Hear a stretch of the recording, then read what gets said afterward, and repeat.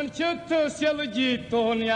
canlezet lumicangas por birine estreito tozembras.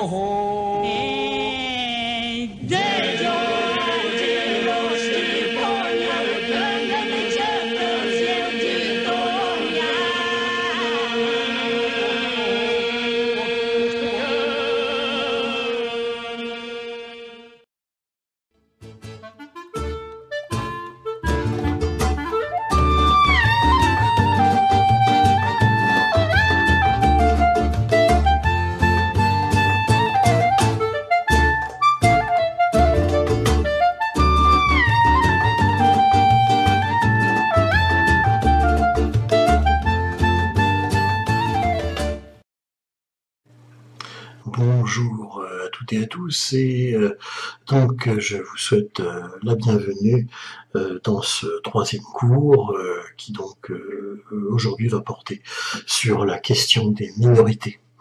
Question des minorités, je l'avais annoncé déjà dans le cours précédent sur les traités de paix, qui est un des problèmes, un des aspects majeurs qui va être issu des traités de paix, et c'est ce que nous allons voir aujourd'hui. Alors vous avez reçu toutes et tous le plan, donc qui va être assez clair pour présenter un peu un état des lieux de ces minorités.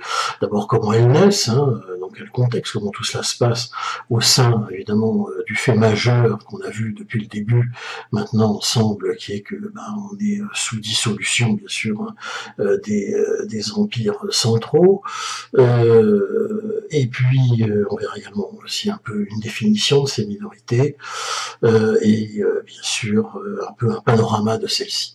Alors à ce sujet, je vous remercie d'avoir écouté un peu dans cette petite introduction, après les cartes habituelles que je vous ai projetées, de vous avoir passé un peu un petit panorama musical que j'ai choisi de ces minorités pour bien vous montrer, à défaut d'images qui auraient été un peu trop fastidieuses à faire, surtout à distance, de vous montrer sur le plan sonore, musicalement, à quel point les différentes identités des minorités, des différentes nationalités d'Europe centrale peuvent se retrouver, si vous voulez, donc de façon aussi variée que vous avez pu l'entendre.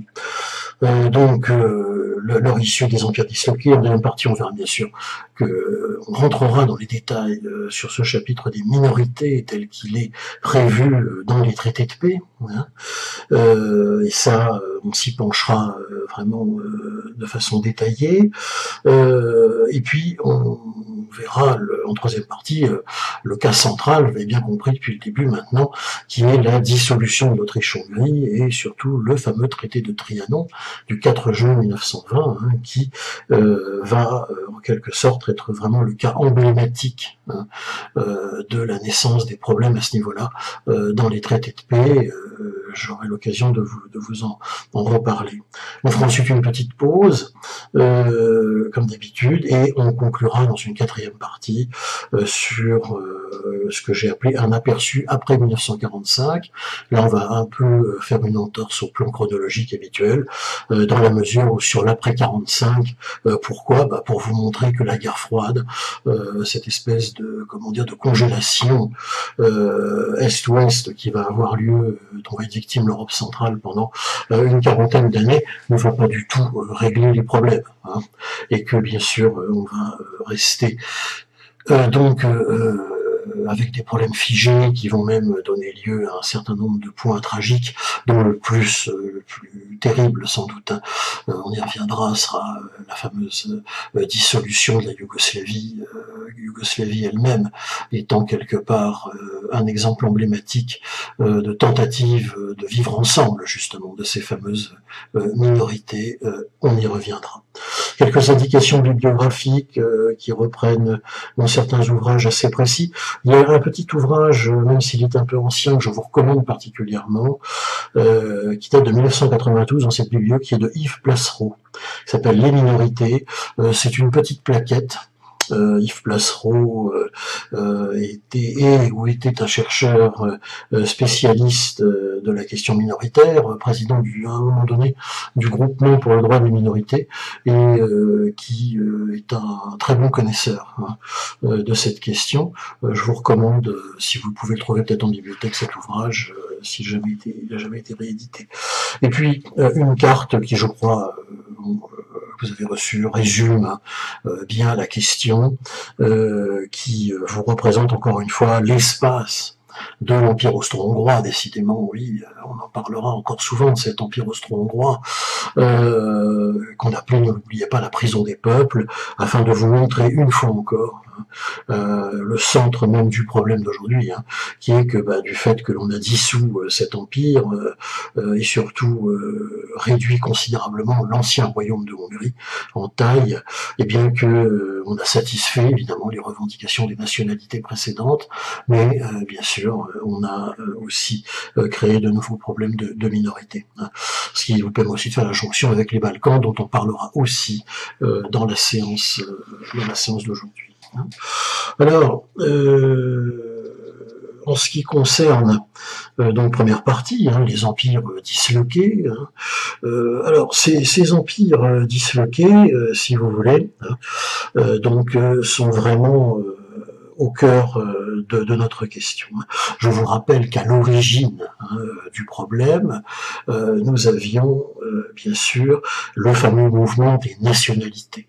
1848, le printemps des peuples, je vous en ai déjà parlé dans les deux premières séances, c'est tout à fait fondamental parce que ces empires, principalement l'Empire d'Autriche-Hongrie, l'Empire d'Autriche avant, l'Empire allemand aussi, une partie aussi de certains États balkaniques, toutes ces structures, si vous voulez, sont, comment dire, composées d'une myriade de petites minorités, donc qui vont trouver enfin satisfaction à la faveur de la victoire de 1918 et des fameux traités de paix dont on a parlé la semaine dernière.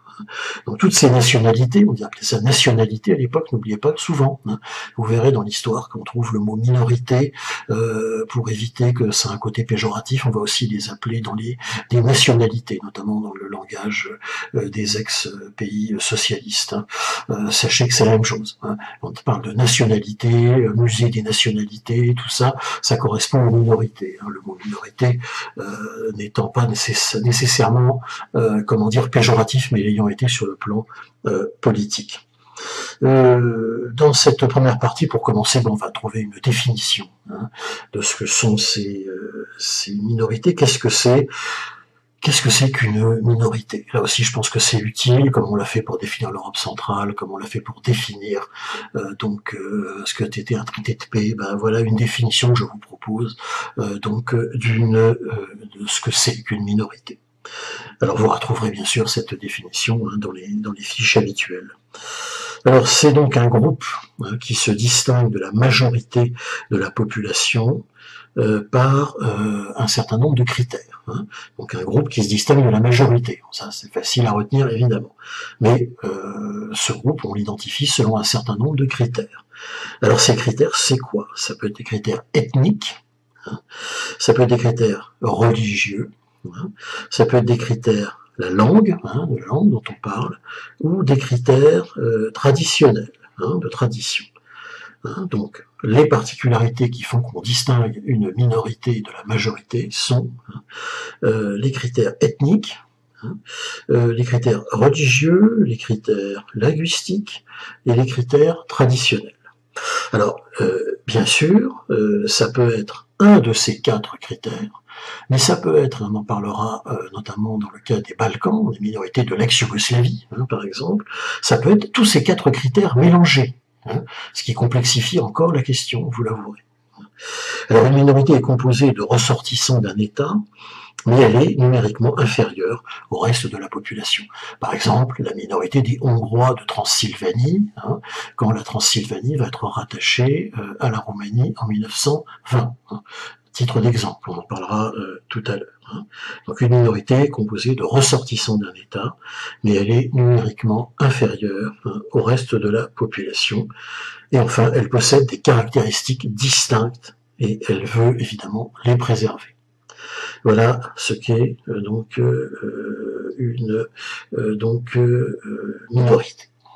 Alors, ce fait minoritaire, bien sûr, il existait, on l'a bien compris, en Europe centrale avant la guerre de 14-18. Il y a toujours eu des minorités, il y en a partout dans le monde, hein, bien sûr, mais en Europe centrale, du fait qu'on avait des grands empires, bah oui, en effet, il y avait un certain nombre de minorités.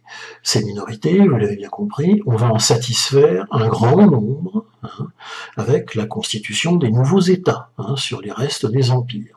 Mais ça ne suffira pas, parce qu'il y aura bien sûr aussi des minorités qui vont subsister, ce qu'on appellera les minorités de toujours, hein, et bien entendu, nous allons en voir les détails.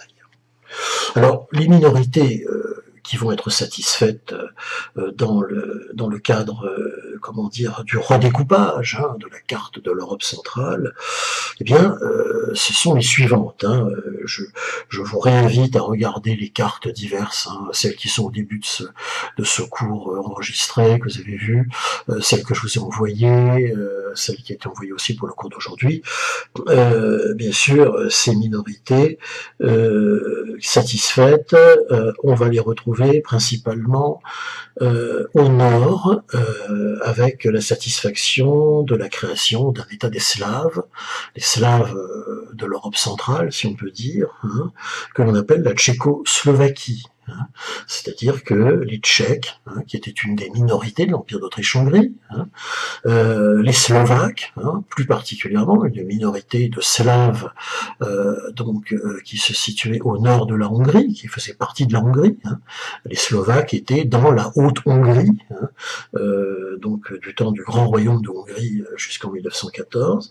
Eh bien, toutes ces populations-là, c'est bon, on leur accorde le droit des peuples à disposer d'eux-mêmes, et ils vont créer un État commun, hein, une république fédérale, hein, que l'on va appeler la Tchécoslovaquie, et qui va naître, hein, comme je vous l'ai déjà dit d'ailleurs, le 28 octobre 1918. Donc voilà, déjà deux minorités qui sont satisfaites.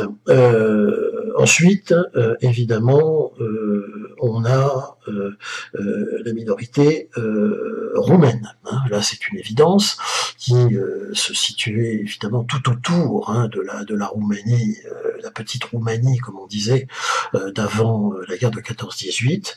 Eh bien, ces minorités roumaines vont évidemment être satisfaites, puisque on va les rattacher à la grande Roumanie. Hein. Alors, je reviendrai bien sûr tout à l'heure en détail là-dessus. Cette grande Roumanie, c'est quoi? C'est le gros morceau de la Transylvanie hongroise qui va y être rattaché, où il y avait une minorité roumaine. Donc du coup, les Roumains récupèrent la Transylvanie.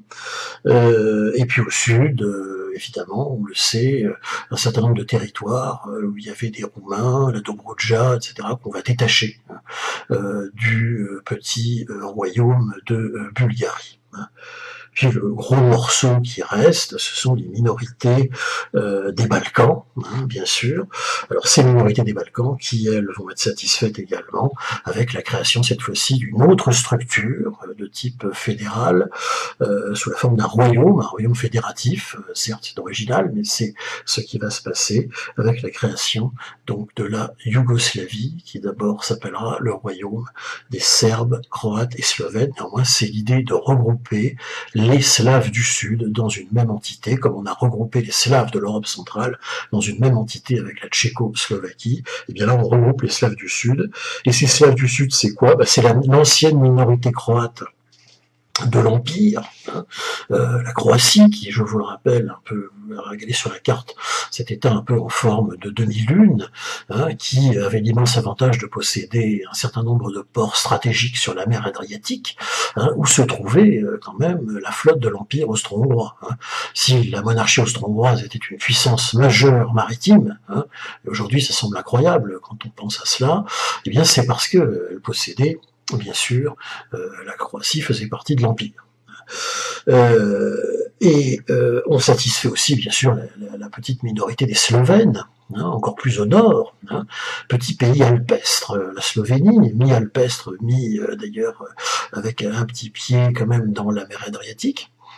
Et la Slovénie, qui elle, bien sûr, est détaché hein, de la partie autrichienne de l'Empire, hein, que l'on appelait, ne l'oubliez pas, l'ancienne Carinthie du Sud. Hein, eh bien, ça devient la Slovénie, le pays des Slovènes, hein, et la Slovénie, bien sûr, va partir dans la grande aventure yougoslave, hein, elle aussi, une minorité satisfaite, ils vont se mettre tous ensemble dans l'État des Slaves du Sud, auquel on rajoute, bien sûr, les petits États balkaniques de la zone de ce qu'on appelle le sud-est européen aujourd'hui, qui vont aller se fédérer dans ce projet yougoslave, bien sûr, les Serbes, les Monténégrins, les Macédoniens, tous ces peuples, les Bosnies et la Bosnie bien sûr, et l'Herzégovine, tout cela va se mettre ensemble pour le fameux État donc des Serbes, Croates et Slovènes, dont la capitale sera à Belgrade, et sous un monarque qui sera donc la famille des Karageorgievitch,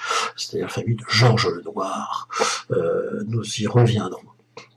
Donc voilà pour la satisfaction de ces minorités. Plus au nord, bien sûr, on a la création de la Pologne. Les Polonais n'avaient plus aucune nation, et c'était devenu effectivement une minorité à la fois de l'Empire russe et une minorité aussi de l'Empire allemand.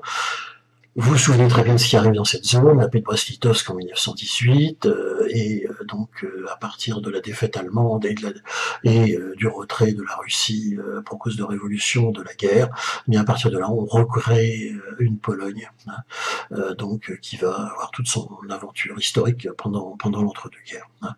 Idem aussi, plus au nord encore, pour les trois petits États baltes, ces Baltes qui sont distincts des Russes, hein, bien sûr, et qui eux aussi ont la création d'États. Donc voilà ce qui se passe en fait, hein, si vous voulez, avec les traités de paix, hein, je crois qu'on a bien expliqué les fois précédentes. Hein. Donc ça c'est la première chose hein, qu'il faut noter, et cette première chose, hein, c'est que, et vous l'avez compris, première conséquence de tout cela, ce que je suis en train de vous dire, c'est que, notez-le bien, les majorités d'hier hein, sont devenues les minorités d'aujourd'hui. Les majorités d'hier sont devenues les minorités d'aujourd'hui. Je retrouve souvent cette phrase dans les copies de partiels, et je pense que c'est une formule relativement heureuse, hein, parce que elle correspond tout à fait à une réalité, hein, puisque donc les majorités d'hier, hein, c'est-à-dire les Allemands, c'est-à-dire les Hongrois, les Bulgares, hein, pour une grande partie, eh bien vont se retrouver du fait de ces traités de paix désormais comme des minorités dans les nouveaux États. Ça c'est la première constatation. Donc sur ce cours sur les minorités, bien noté donc deux choses importantes. La première, c'est que les majorités d'hier hein, deviennent les minorités du moment, si vous voulez. Hein. Les Allemands deux exemples, hein, on reviendra dessus, c'est les Allemands qui se trouvaient en Prusse orientale, hein, notamment dans la ville de Danzig, hein, qui vont se retrouver dans cette ville libre désormais dédiée à la Pologne, hein, nouvelle. C'est encore sans doute plus grave pour la suite, les Allemands qui se trouvaient, tout autour d'un arc d'à peu près 100 km autour de Prague, dans une région qu'on appelle les Sudètes, hein, eh bien, ces Allemands-là se retrouvent désormais en Tchécoslovaquie. Hein. Donc, vous savez à quel point, à partir de 1938, voire un peu avant, ça va être un problème. Hein. Ou également, l'instabilité de toutes les instabilités. Rappelez-vous, on a parlé abondamment de la question bulgare. Hein. C'est tous les Bulgares qui vont se retrouver, si vous voulez, en dehors du royaume de Bulgarie qui va être réduit quand même, donc ceux qui vont se retrouver bien sûr en territoire roumain, hein, avec la Dobroudja, en territoire serbe, avec ce que la Bulgarie va perdre à l'ouest, hein, et ce sera là un facteur de déstabilisation. Puis bien sûr, cas de tous les cas, les Hongrois, pour lequel j'ai consacré un chapitre entier de ce cours tout à l'heure, qui se retrouvent donc eux largement en dehors de leur territoire, mais là c'est quasiment un fait social tout à fait considérable, avec tous ces Hongrois qui vont se retrouver en Slovaquie alors qu'on était en pleine Haute-Hongrie avant, hein, une grosse minorité hongroise en Slovaquie, plus de 90% hein, de la population, sachez-le, de la capitale de la Slovaquie, c'est-à-dire Bratislava, plus de 90% de la population de cette capitale au début des années 20 était composée de Hongrois, hein, et pas de Slovaques. Hein. Vous voyez le problème. Hein. Je vous rappelle que l'ancien nom de Bratislava était Poznań, ce qui s'écrit Poznani en français, hein, qui était ni plus ni moins que le siège hein, de la diète de la Haute-Hongrie. Hein. C'est pas rien. Hein, quand même dans l'ancien royaume de Hongrie. Tout cela pose un problème. Puis bien sûr, le cas le plus important, ce sont les Hongrois de Transylvanie, hein, qui se retrouvent rattachés à la Roumanie avec le traité de Trianon, et également une autre minorité hongroise dans le sud, hein, donc de la Roumanie, dans une région qu'on appelle le Banat, hein, terminologie administrative renvoyant à l'ancien empire ottoman, le Banat de Temesvar, autour de Timișoara, là aussi il y aura une minorité hongroise. Donc, premier point qu'on remarque hein, dans tout cela, c'est que les majorités d'hier, hein, les majorités reliées à l'Empire, hein, aux empires, se retrouvent désormais dans une bonne partie de leur population, des nouvelles minorités.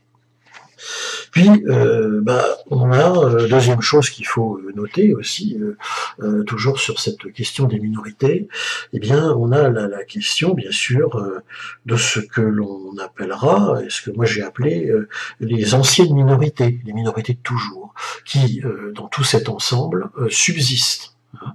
Alors, ces minorités de toujours sont au nombre de 3 composantes, dans lesquels on retrouvera évidemment, et vous pourrez ainsi facilement mettre la grille hein, de lecture de la définition que je vous ai donnée au début. Hein. 3 minorités, dont la première, et je vous joindrai une carte de ce à quoi ça correspond, c'est une carte assez rare, mais on a du mal à la trouver, parce que bien sûr, c'est une minorité très diffuse, hein, qui recouvre tout un tas d'États. En fait, c'est la minorité juive. Alors, minorité juive extrêmement importante en Europe centrale, hein, qui est située principalement dans une zone que l'on appelle le Yiddishland. Alors, le Yiddishland, c'est pas un pays, hein, c'est une terminologie pour désigner là où on retrouve les minorités juives qui parlent donc une langue qui leur est particulière, qui est un mélange d'hébreu et d'allemand, une langue que l'on appelle le yiddish. Hein. Ce sont ce qu'on appelle les juifs d'Europe centrale, hein, ce qu'on appelle les ashkénazes. Hein. Donc cette minorité-là est assez considérable, et on va la retrouver principalement répartie, elle a toujours été là du temps des empires, après 1920, tout ça ne varie pas. Hein. On va la retrouver essentiellement vraiment très à l'est de notre carte, c'est-à-dire sur une partie de la Pologne, hein, sur une partie de l'Ukraine, même si l'Ukraine est dans l'empire naissant soviétique, que l'Ukraine faisait partie déjà de l'empire des tsars. On va la retrouver là aussi, en Roumanie aussi, de façon assez importante, en Hongrie aussi, dans une partie de l'est de la Hongrie. Hein. Donc vous verrez bien cette carte du Yiddishland, hein. C'est une des minorités importantes, une minorité donc qui se caractérise par la religion, hein, tout à fait, il n'y a pas de problème, aussi par la langue, vous voyez, on retrouve notre grille de lecture, hein, et c'est la minorité des juifs de l'Europe de l'Est. Hein. Vous savez qu'il y a deux catégories dans la grande diaspora juive de tous les temps. Hein. Il y a la diaspora des juifs d'Europe centrale, que l'on appelle donc les Ashkénazes, hein, où on parle le yiddish, et puis l'autre qui est la diaspora des juifs d'Afrique du Nord, orientaux en tout cas, que l'on appelle les séfarades, hein, et où là bien sûr on parle les langues locales ou l'hébreu, mais il n'y a évidemment pas de yiddish. Hein. Donc ce sont 2 minorités qui sont assez distinctes. La minorité du Yiddishland, des Juifs du Yiddishland étant très axée dans les métiers, comment dire, de commerce, de la banque, etc., qui sont des activités en fait prises par cette minorité depuis le Moyen-Âge, voire avant, hein, tout simplement liées au fait que le monde chrétien, en tout cas des premiers temps, s'étant toujours comment dire, offusqué du commerce et des flux bancaires.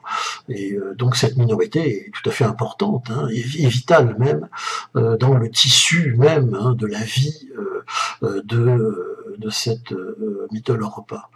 On le reverra plus tard. Sachez que cette minorité juive, hein, à partir du moment où le nazisme s'installera en Allemagne à partir de 1933, et surtout à partir de la Seconde Guerre mondiale en 1939 et de l'invasion de l'URSS en 1941, sera littéralement exterminée ou presque par les nazis, puisque elle était considérée, hein, cette minorité juive, comme devant être détruite, hein, dans l'idéologie du Troisième Reich.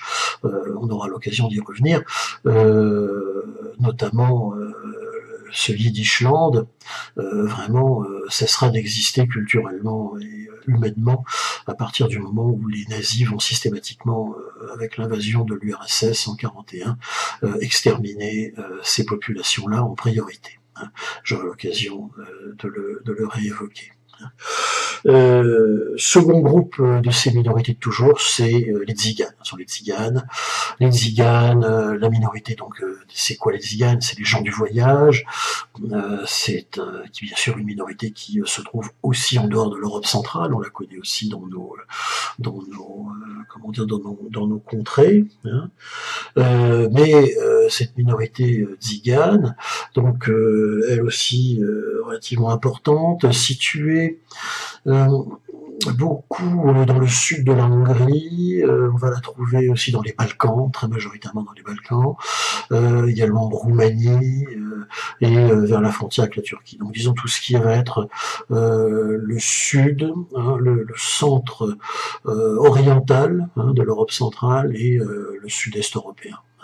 Là aussi, minorité tzigane, bon, très importante, qui a toujours été là, elle aussi, avec d'autres activités qui lui sont typiques, et donc qui, elle aussi, sera vouée à une extermination sans précédent, donc par l'Allemagne nazie. Je précise quand même que dans le cas de la minorité juive ou de la minorité tzigane, hein, ces minorités étaient également persécutées bien avant Hitler par l'Empire russe. Hein, faut pas oublier, hein, les pogroms, notamment anti-juifs, qui avaient lieu régulièrement dans les possessions de l'Empire, laisse des souvenirs quand même effroyables.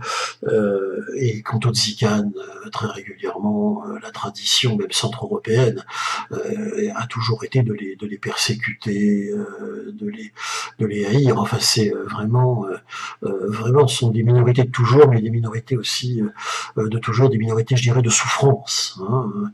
Il ne faut pas oublier cet aspect. Troisième catégorie des minorités de toujours, des minorités anciennes, c'est la minorité musulmane. Alors là, elle est importante.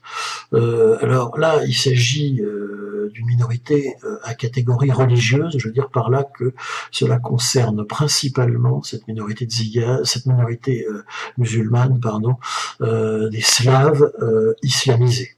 Hein.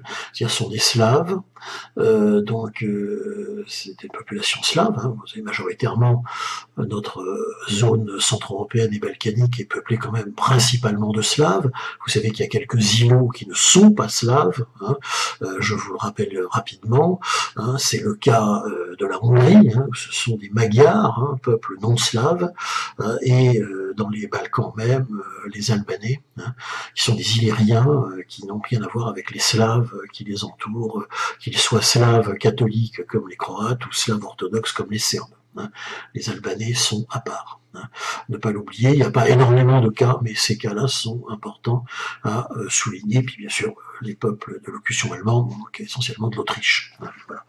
Tout le reste, sont des peuples slaves. Donc ces musulmans, ces slaves convertis à l'islam, que font-ils là? Que se passe? Pourquoi y en a-t-il? Eh bien, tout simplement, c'est extrêmement simple. À partir du XIVe siècle, voire avant, vous savez que l'intégralité, hein, des Balkans et une bonne partie de l'Europe centrale, hein, vont être conquis par la formidable expansion de l'Empire ottoman. Hein.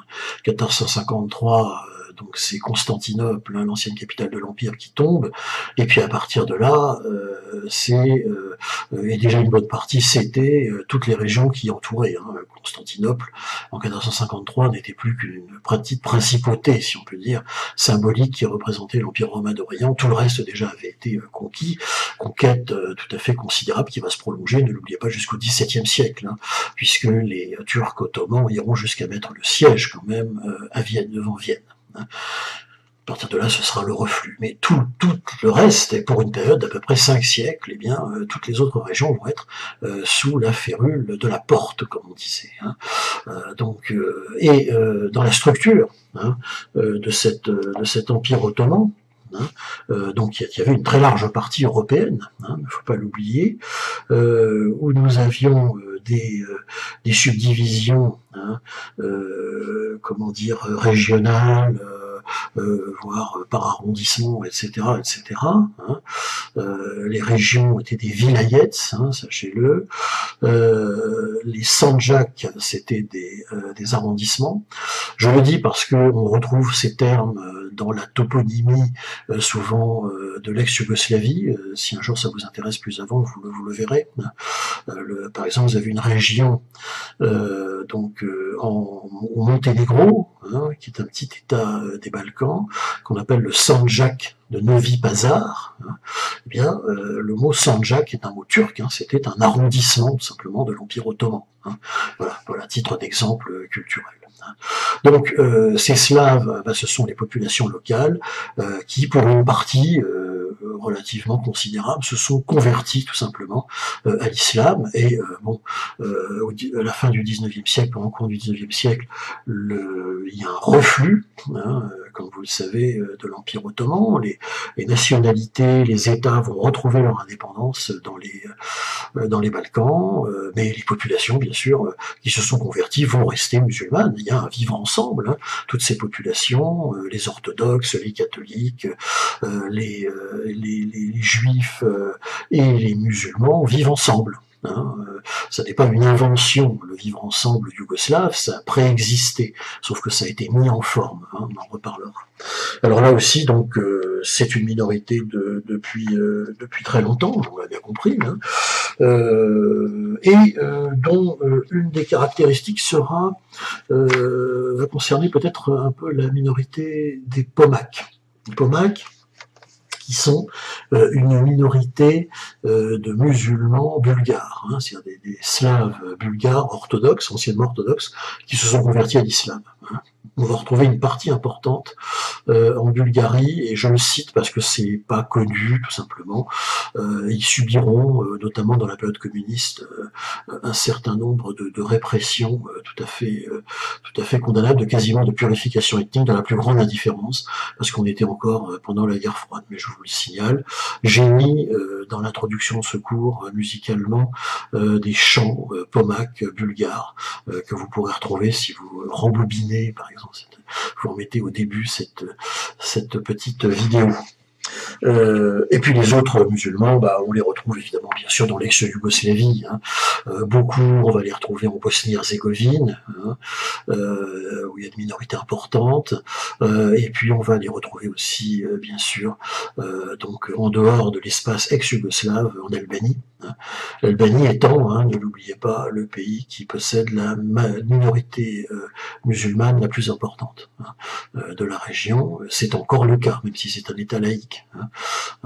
Si vous allez en Albanie, vous verrez, il y a plein de mosquées, et il y a les appels à la prière plusieurs fois par jour. C'est quelque part aussi un des charmes de ces régions balkaniques quand on s'y rend. Donc voilà un peu la présentation de tout cela. Hein. Bien sûr, on ne peut pas terminer cette première partie sans bien sûr évoquer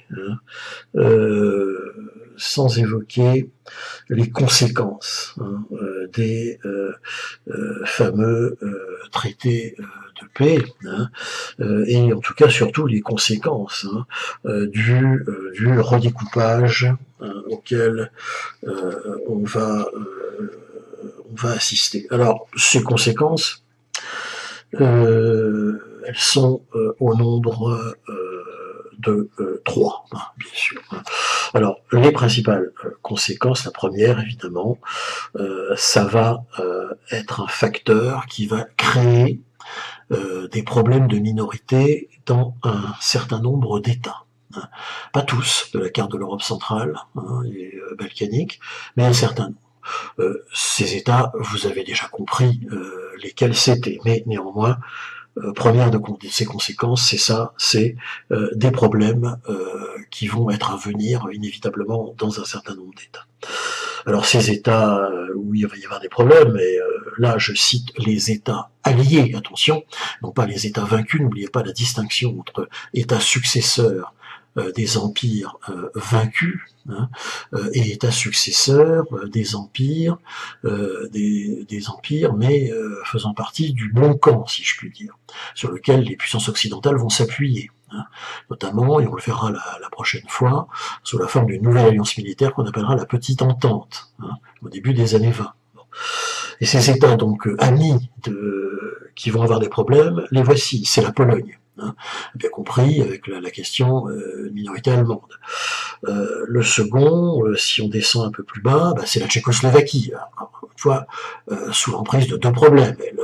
Le problème de minorité allemande à l'ouest et des minorités hongroises à l'est, avec la partie de la Slovaquie. Ça va être évidemment la Roumanie. Grand État, peut-être le plus grand de toute l'Europe centrale, puisque, en tout cas pour la période de l'entre-deux-guerres, qui elle aussi se retrouve quand même avec une très forte minorité hongroise. Et puis, évidemment, la Yougoslavie, toute jeune, toute fraîche, un peu comme la Tchécoslovaquie, dans cet état des Serbes, Croates et Slovènes, mais qui, vous le voyez bien, va lui aussi, de la façon dont il a été fabriqué, quelque part, comporter d'importants problèmes de minorité. Évidemment, il y aura des problèmes de minorité hongroise dans la future Yougoslavie, mais aussi de tout un tas d'autres minorités, bien sûr, on l'a vu tout à l'heure, des minorités anciennes, ça subsiste, minorités musulmanes évidemment, minorités de Tziganes aussi, il y a beaucoup de minorités dans cette Yougoslavie qui n'ont pas d'État, si vous voulez, ne l'oubliez pas. Donc voilà. Premier point, donc, c'est que les nouveaux États sur lesquels on compte tellement dans l'Europe des années 20 pour bien asseoir les conséquences de la victoire de 1918 quand même, ce nouveau monde qu'on veut construire, cet ordre de Versailles, si positif, basé sur le droit international, basé sur des valeurs démocratiques, du jamais vu quand même dans l'histoire, c'est du jamais vu dans l'histoire, le triomphe des valeurs occidentales à ce point-là. Ça ne se reproduira, si vous voulez, que en 1989-90. Je ne sais pas si vous vous rendez compte à quel point c'est important ce monde de l'après-guerre de 14-18 dont on parle ces temps-ci dans les cours là.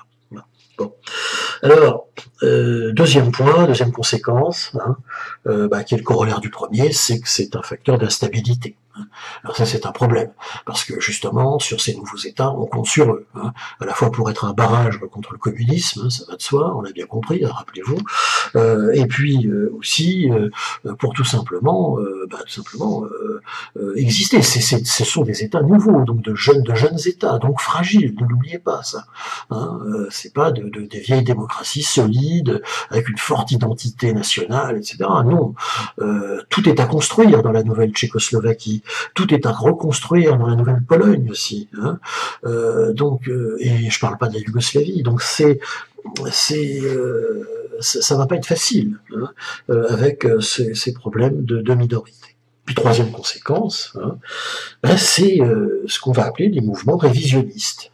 Alors bien avant, le mot révisionnisme, qui comme de nos jours on le sait, est quasi essentiellement consacré sur les questions de négation de la Shoah et du système d'extermination nazi, bien au-delà de ça, hein, et bien avant, hein, le terme révisionnisme, dans les années 20, quand on parle de révisionnisme, on parle du révisionnisme anti-traité de paix. Hein, c'est-à-dire de mouvements de citoyens, hein, et je les détaillerai tout à l'heure dans le cas de la Hongrie par exemple, de mouvements de citoyens qui s'opposent tout simplement à ces fameux traités, hein, qui demandent que ces traités soient révisés. Hein, sur le plan international, hein, qu'on accable moins les États vaincus, hein, qui ont plein de problèmes de minorités externes, on a bien compris.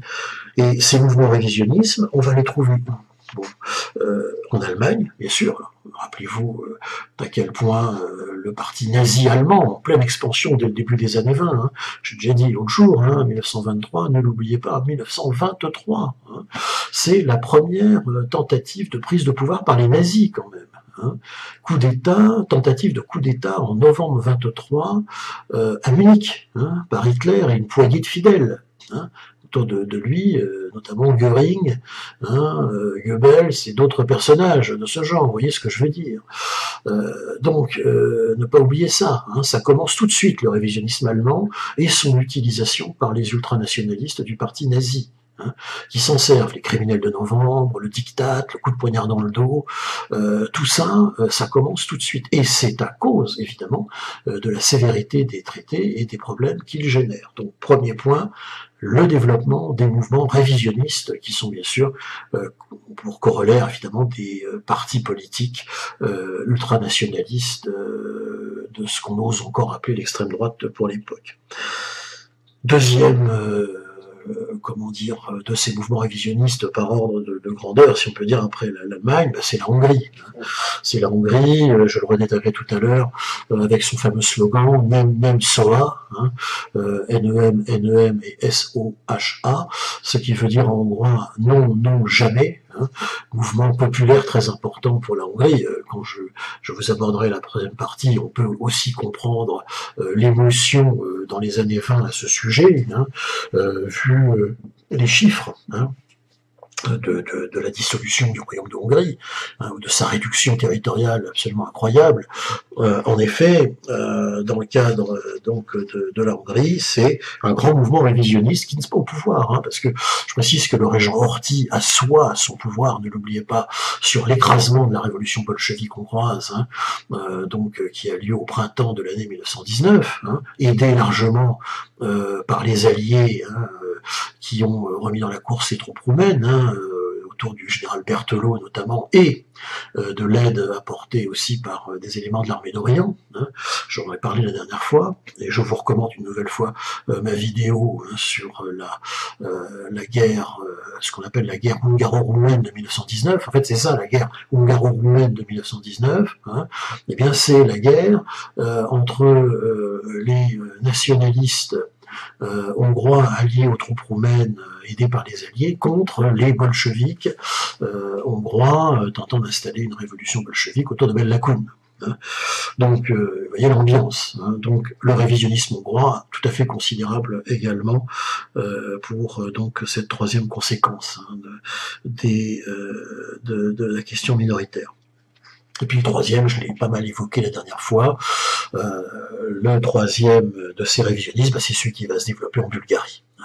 Bulgarie, petit royaume tranquille, hein, si on peut dire, tranquille, enfin dans la mesure où il était redevenu un État indépendant avec le retrait de l'Empire ottoman au XIXe siècle des Balkans, mais quand même qui est un petit État agricole, une monarchie comportant quand même un tsar, très lié d'ailleurs à la Russie, hein, la Bulgarie, hein, notamment de par son histoire, hein, et une Bulgarie qui a quand même pas mal de revendications territoriales, qui fait un peu penser à un État militariste d'ailleurs, autoritaire de la région. Hein.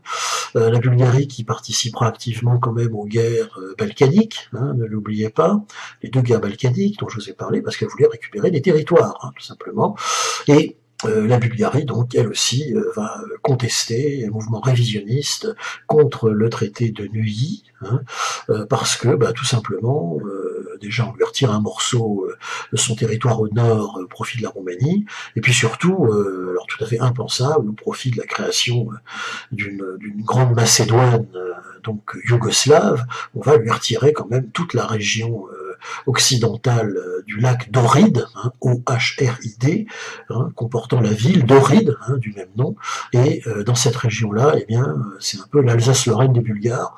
Les Bulgares considèrent qu'il s'agit du berceau, tout simplement, de leur civilisation, que cette région est bulgare. Encore à l'heure actuelle, au moment où je vous parle, en 2021, hein, il y a des mouvements nationalistes qui existent tant en Macédoine qu'en Bulgarie, hein, et qui revendiquent le rattachement de cette partie de la Macédoine à la Bulgarie. Hein. Je vous l'ai dit, c'est à cette époque-là que naît un mouvement nationaliste, terroriste même, hein, qui est même une des premières fois qu'on emploie ce terme dans l'histoire, hein, qu'on appelle l'Organisation de la résistance intérieure macédonienne, l'ORIM. Et cette ORIM, voire d'ailleurs les excellentes chroniques d'Albert Londres, journaliste de l'époque tout à fait extraordinaire, que l'on peut trouver d'ailleurs, je pense, assez facilement encore aujourd'hui parce qu'elles ont été republiées, qui racontent notamment ces investigations dans les maquis de l'ORIM, hein, cette ORIM qui va de cesse pendant les années 20, les années 30, organiser des attentats pour revendiquer sa cause. Hein, donc, et qui aujourd'hui existe toujours, c'est un parti d'extrême droite, hein, qui s'appelle l'UMRO, U-M-R-O, l'UMRO actuel, et le descendant de l'ORIM, des années 20. Hein.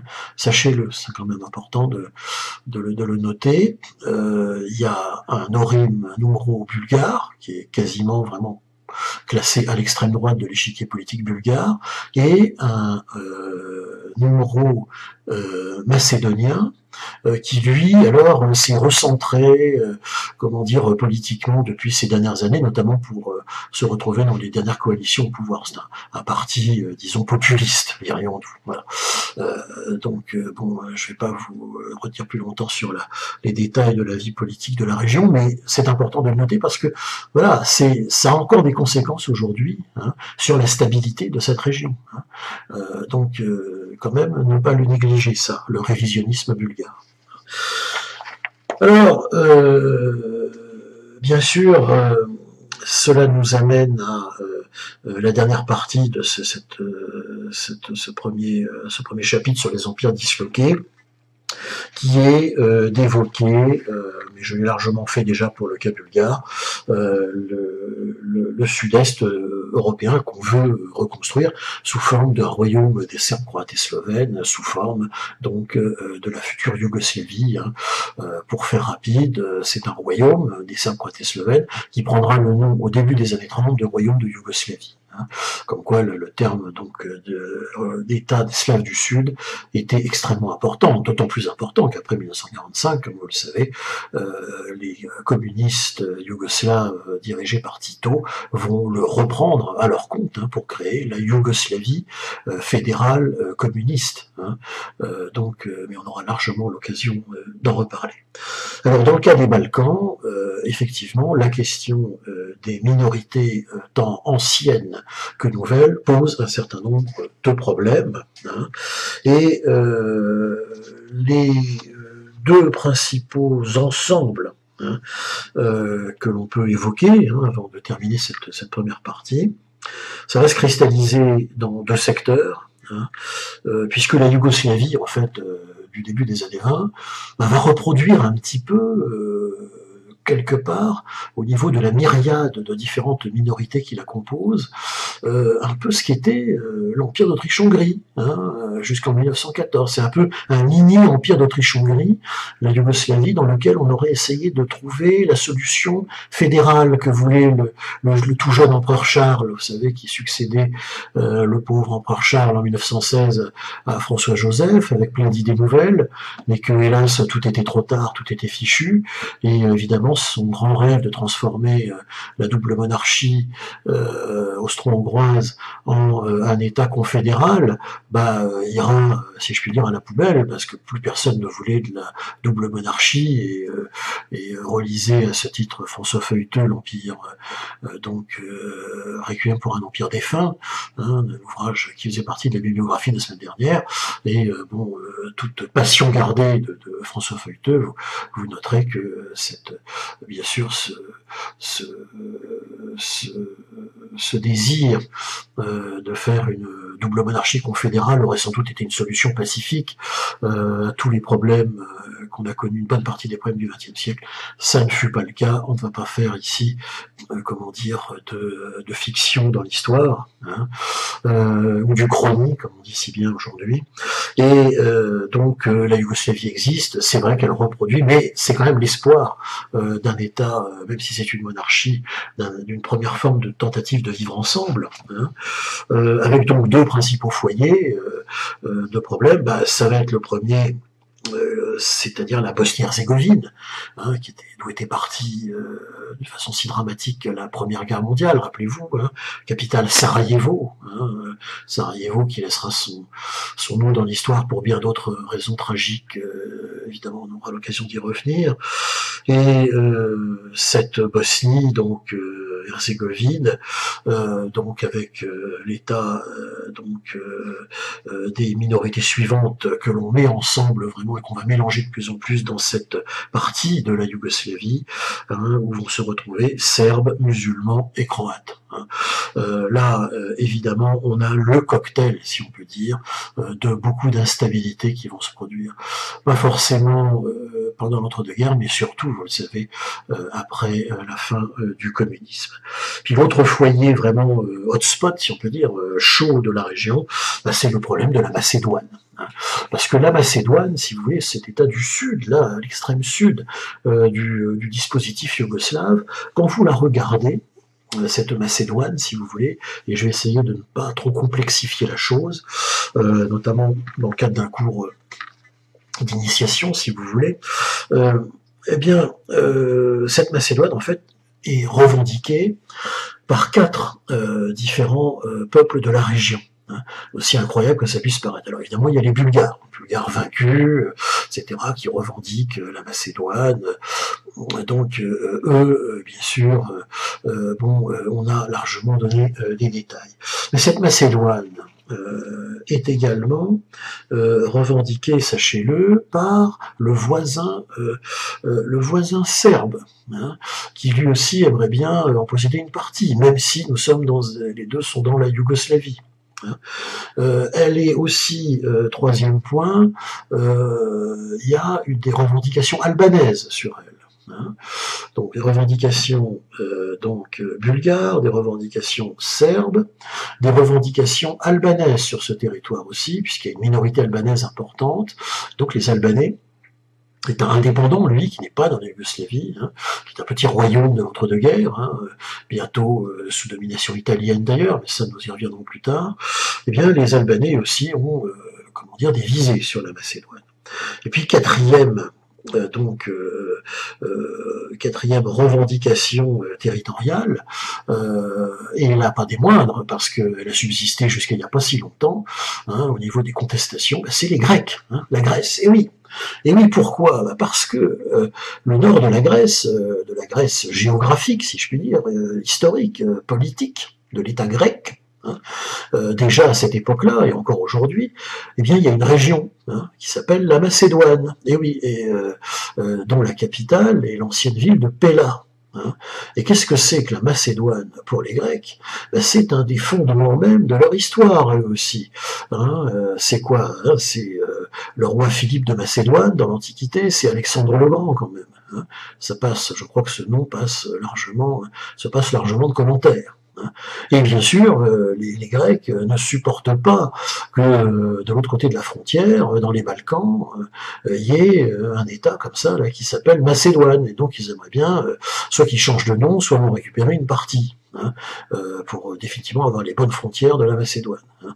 C'est pour ça qu'à l'heure actuelle, hein, dans la dissolution de la Yougoslavie, hein, énième épisode, si on peut dire, très récent, hein, il y a tout de suite peut-être un peu plus d'1 an, on parlait encore de ça avant que toute l'actualité soit mangée par le coronavirus. En 2019, on en parlait encore, hein, d'un fameux accord historique. Hein. J'avais écrit quelques articles là-dessus, si vous les cherchez, vous pouvez les trouver sur mon site web. Où, en effet, on a trouvé une solution pour satisfaire toutes les parties environnantes, et on appelle désormais la FYROM, c'est-à-dire l'ancienne République macédonienne de Yougoslavie, hein, a enfin trouvé un nom qui est le nom de Macédoine du Nord. Et tout le monde s'est mis d'accord là-dessus, hein.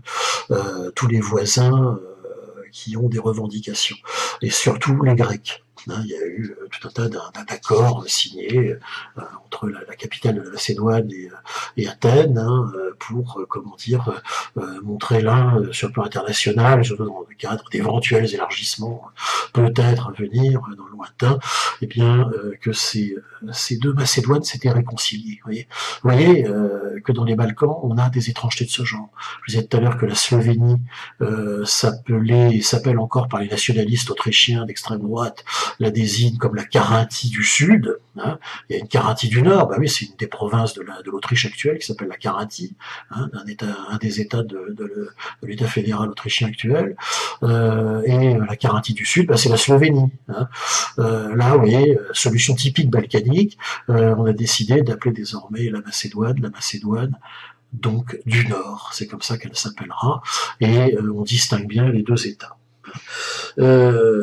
Et puis bien sûr, il y a au milieu de tout cela, on ajoute, dernier point, dans la Serbie elle-même, hein, ce sont des problèmes qu'on retrouvera plus tard au niveau minoritaire, il y a une région de la Serbie, qui n'a jamais été indépendante, mais qui est une région, qui sera une région autonome ensuite du temps du communisme, qu'on appelle le Kosovo, qui est considéré aussi un peu comme l'Alsace-Lorraine, entre guillemets, du peuple serbe. Pourquoi? Parce qu'il y a eu une bataille très célèbre à Kosovo-Polier, au Champ des Merles, dans cette région, une dernière bataille de ce qu'on appelait la chrétienté à l'époque, contre, au XIVe siècle, donc la déferlante turco-ottomane. J'aurai l'occasion d'en reparler. Et autre point au nord, cette fois-ci de la Serbie, si je puis dire, quasi à la sortie de Belgrade, hein, quand on remonte vers le nord, bah, c'est une région qu'on appelle la Voïvodine. Dans cette région, du temps de l'Empire d'Autriche-Hongrie, eh bien, elle faisait partie de l'Empire. Hein. C'est-à-dire que quand vous quittiez Budapest par le sud, vous traversiez cette espèce de véritable grenier à blé de l'Empire, qui était la Voïvodine, et puis ensuite, quand vous quittiez la Voïvodine, bah, vous arriviez à Belgrade, vous arriviez dans la petite Serbie de l'époque. Hein. Quand on compose la Yougoslavie, l'État des Serbes, Croates et Slovènes, eh bien, voilà encore un morceau du royaume de Hongrie qu'on va enlever, qui sera la Voïvodine. Donc ça aussi, c'est important de le noter. Il y a une minorité hongroise importante et facteur aussi d'instabilité. Voilà pour cette première partie. Seconde partie qui sera un peu plus brève, je vous rassure, afin de tenir le temps, même à distance d'un cours d'1h30 à peu près, c'est la question des minorités dans les traités de paix. Parce que comme je vous l'ai dit la semaine dernière, hein, ces problèmes de minorité qu'on a évoqués, qui donc comme vous le voyez méritent quand même, je pense, vraiment une séance entière, hein, eh bien, ces problèmes de minorité, si vous voulez, vont se prolonger, hein, évidemment, bien au-delà du champ que je viens d'évoquer. Et ils vont être traités, hein, ne pas l'oublier, dans les fameuses réglementations de la guerre, les fameux traités de paix. Hein. Je vous l'ai dit autrefois, chaque traité de paix va comporter donc un chapitre sur les minorités. Et parce qu'on a considéré, bien sûr, qu'il y aurait dans cette nouvelle carte centra-européenne, du jamais vu depuis toujours, depuis les guerres napoléoniennes, il n'y a jamais eu un tel redispatchage d'État, eh bien, dans cette nouvelle carte, les traités de paix avaient prévu un chapitre sur les minorités. Je vous rappelle que satisfaire le droit des peuples à disposer d'eux-mêmes était dans les 14 points de Wilson. Alors, ce chapitre sur les minorités, on va en voir rapidement les détails, hein, puisque quand même, afin de bien vous montrer à quel point on avait pris en conséquence le problème, c'est-à-dire en gros d'assurer la protection de ces minorités. Alors voici les points principaux que je vais commenter avec vous, mais je pense que c'est important de voir que cela a été prévu dans le droit international des années 20. On n'a pas laissé ça, comme souvent on peut le laisser entendre, que finalement ces traités ont été mal faits, que c'était n'importe quoi, et que, comment dire, on n'avait rien prévu. Je vous rappelle quand même qu'on avait prévu le problème du pangermanisme, avec interdiction pour l'Autriche et l'Allemagne de se réunifier, écrit noir sur blanc dans les traités de Versailles et de Saint-Germain. C'était quand même pas rien. Avec quand même, en anticipant avec 18 ans d'avance le problème, comment dire, au niveau de l'Anschluss, de la fameuse crise de 1938, quand même. Et puis, donc, deuxième aspect, c'est la protection des minorités. Alors, ce préambule indique les choses suivantes. Premièrement, d'accorder à tous les habitants du pays concerné, signataires, bien sûr, protection entière de leur vie, de leur liberté, sans distinction de naissance, de nationalité, de langage, de race ou de religion. On accorde donc à pour les signataires des traités, accorder à tous les habitants du pays concerné pleine et entière protection, donc de leur vie, de leur liberté, sans distinction de naissance, de nationalité, de langage, de race ou de religion. Et qu'est-ce qu'on retrouve là, mes amis, si ce n'est la définition que je vous ai donnée tout à l'heure d'une minorité? Eh bien, voilà, désormais, les signataires des traités, à la fois les vainqueurs et les vaincus, bien sûr, s'engagent à ce qu'il n'y ait aucune discrimination. C'est-à-dire que toute la population de la Roumanie, toute la population de la Yougoslavie, par exemple, ou la Tchécoslovaquie, ou de la Pologne, eh bien, désormais doit être traitée sur un pied d'égalité. Voilà. Bon, c'est un vœu pieux, vous avez bien compris, mais quand même, c'était prévu. Premier point, quand même. Bon. Deuxième point, on reconnaît comme ressortissant du pays toute personne domiciliée à la date de la signature du traité. Alors ça, c'est considérable. Reconnaître comme ressortissant toute personne domiciliée à la date de la signature du traité, ben, ça veut dire que les Hongrois qui se sont retrouvés à Bratislava le lendemain matin de la création de la Tchécoslovaquie, ou les Hongrois qui se retrouvent en Transylvanie, roumaine désormais, au lendemain du 4 juin 1920, sont considérés comme des Roumains, point final. Donc ça, c'est important aussi, ils sont automatiquement intégrés, extrêmement important. Troisième point, la nationalité est reconnue de plein droit du fait de la naissance sur le territoire du pays concerné. Donc non seulement ceux qui s'y retrouvent du fait des traités, comme une minorité, mais protégés par les traités de paix, protégés par les lois internationales. Ben oui, parce que c'est ça ce nouveau monde qui naît aussi. Eh bien leurs descendants le seront aussi. Voilà. Donc on les pérennise, il n'y a pas question qu'ils fassent leur valise et qu'ils s'en aillent. C'est vraiment pas comme ça que ça va se passer, hélas, dans les années 30 et aussi après, malheureusement. On y reviendra. Enfin, les ressortissants du pays concerné, appartenant à des minorités ethniques, alors là on remet la définition de religion, de langue, etc., jouiront du traitement et des mêmes garanties en droit que les citoyens du pays concerné. Les ressortissants des pays concernés appartenant à des minorités ethniques de religion, de langue, jouiront des mêmes droits. C'est-à-dire que l'on étend la protection des minorités, dans ce point-là, notez-le, c'est important, on l'étend aux minorités anciennes, les juifs du Yiddishland, les Pomaks musulmans et autres, et les tziganes, voilà ce que ça veut dire. Les minorités ethniques qui sont de religion ou de langue jouiront du même traitement et des mêmes garanties en droit que les ressortissants du pays.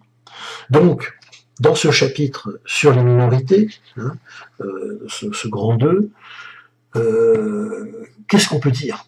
Ben, on peut dire tout simplement, hein, que la chose était prévue et que le droit international qui naît, n'oubliez pas, avec les traités de paix de 1919-1920, je vous rappelle qu'avec cette structure, nous avons aussi une structure internationale pour faire appliquer les réparations, je vous le rappelle au passage, nous avons les cours pénales, hein, qui existent également internationales pour faire appliquer le droit international, hein, et que désormais nous avons surtout la Société des Nations, hein, qui est là pour empêcher que tout conflit, tout problème ne réapparaisse. On est un peu dans une version miniature, si on peut dire, de ce que sera le dispositif de l'ONU, hein, qui va naître en 1945 jusqu'à nos jours d'ailleurs, hein, qui a trouvé depuis la fin de la guerre froide un rebond quand même, pour le meilleur et pour le pire peut-être, mais au moins nous vivons toujours à l'heure actuelle en 2021, et si je puis dire touchons du bois, dans un monde sur le plan international où, en théorie, mais majoritairement quand même, la notion du droit international, hein, prime sur la force, même s'il y a eu des coups qui ont eu lieu depuis, plein, ça je suis d'accord, tragiques, dramatiques, horribles, encore à l'heure actuelle en cours bien sûr, mais néanmoins, on a une communauté internationale, hein, qui est là pour faire appliquer le droit international. Hein, au nom de valeurs quand même qui ont comme socle la Déclaration internationale des droits de l'homme. Bon. Évidemment, c'est un combat, hein, international, mais ça existe. Et au début des années 20, bah, c'était pareil. Hein. Donc, là aussi, on ne peut pas jeter la pierre au traité de paix. Le traité de paix construise un nouveau monde, hein, si vous voulez, entre 1918 et 1920. Ça, c'est tout à fait clair, et ce monde nouveau nous intéresse, nous, particulièrement, parce qu'évidemment, il s'applique, vous avez bien compris, principalement à l'Europe centrale, hein, sur le plan, en tout cas, géopolitique. Et cette Europe centrale, donc, eh bien, va être fragile, et donc il faut la protéger. Et on est donc dans les débuts de tout cela. Et c'est pour ça, justement, que les principaux problèmes, bah, ça va être, et on le verra dans les cours suivants, la manière dont cet héritage fragile va être préservé ou pas. Hein. Comme vous le savez, ça va se dégrader assez vite. Hein. Mais, disons-le, peut-être il aurait-il fallu créer quelque chose de plus solide, hein, avec les traités de paix. Peut-être aurait-il fallu être un peu moins idéaliste en 1920, je ne sais pas. Mais néanmoins, on ne peut pas reprocher, si vous voulez, aux législateurs qui pendant un an ont planché sur ces fameux traités, on ne peut pas leur reprocher, si vous voulez, d'avoir comment dire, mal fait, quoi. C'est un peu ça que je souhaite indiquer. Alors, la position des Alliés, hein, pour conclure cette deuxième partie, un peu, hein, si vous voulez, bah, la position des Alliés, c'est très simple. Hein, sur tout ça, et essentiellement les Franco-Britanniques. Hein, je vous rappelle que les États-Unis se sont retirés, hein, du jeu dès le début des années 20. Hein, on a vu pourquoi. Ça va être bien sûr d'avoir soutenu les minorités d'avant la guerre de 14, c'est-à-dire les minorités de l'Empire, les nationalités, comme on disait, puisque, bien sûr, on va leur donner satisfaction en créant des États.